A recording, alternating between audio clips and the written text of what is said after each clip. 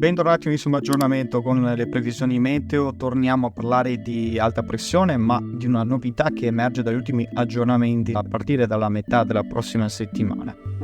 Infatti notiamo a questa grafica come il tempo sarà prevalentemente stabile, l'alta pressione protagonista continuerà a portare tanta stabilità, ma anche dei locali banchi di nebbia nelle ore pianeggianti durante le ore più fredde della giornata, con temperature che saranno comunque ancora sopra la media tra i 16 e i 20 gradi sulle pianure del nord, oltre i 20 gradi al centro nei valori massimi e al sud addirittura fino a 24 gradi, soprattutto sulle due isole maggiori.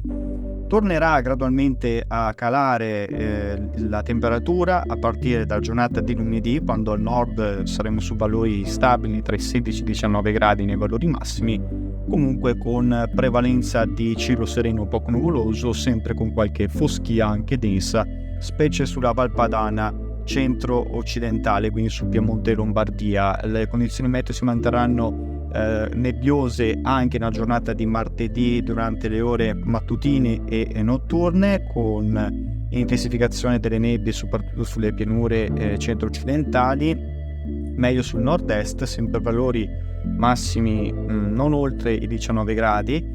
Al centro e al sud avremo valori massimi tra i 17 e i 21 gradi, al sud anche leggermente di più, anche qui fino a 23 gradi, specie sulla Sicilia e sulla Calabria. Si nota come le condizioni meteo a partire appunto dalla giornata di martedì porterà all'isolamento di quella che era il ciclone situato sulla Spagna, che ha portato l'alluvione lì a Valencia, e di conseguenza l'alta pressione potrà subire un notevole rinforzo sull'Europa del nord, portando quindi un calo della pressione sul Mediterraneo e di conseguenza l'arrivo di una nuova fase instabile.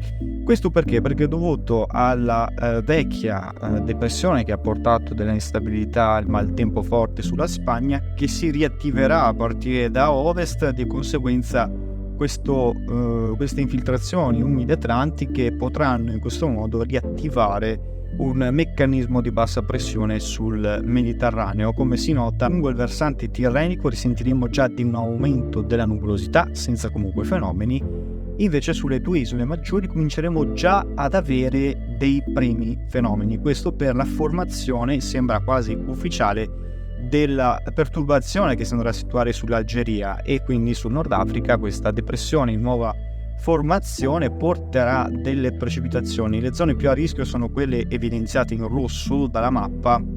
Potrebbe rischiare in parte anche la Sicilia nella giornata di giovedì di ricevere già qualche fenomeno, specie quella orientale, e soprattutto sulla Spagna lungo le coste, quindi sulle Baleari. E di conseguenza poi come si presenterà anche la giornata di venerdì? Si presenterà anch'essa più instabile, con il rischio in questo caso di fenomeni alluvionali. Molto più interessata la Francia meridionale e in questo caso anche la Sardegna meridionale e la Sicilia, specie quella centro-settentrionale.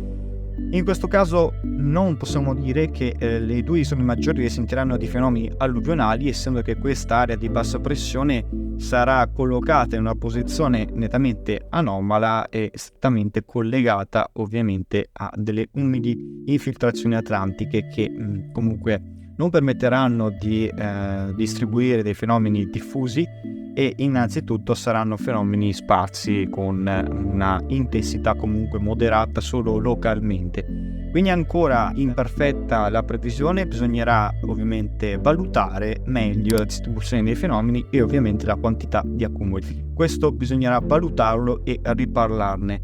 Il resto dell'Italia non risentirebbe tra l'altro di nessuna precipitazione, solo le due isole maggiori verranno coinvolte dal peggioramento. Per ora mi fermo qui, vi ringrazio per la visione e ci vediamo ai prossimi aggiornamenti meteo.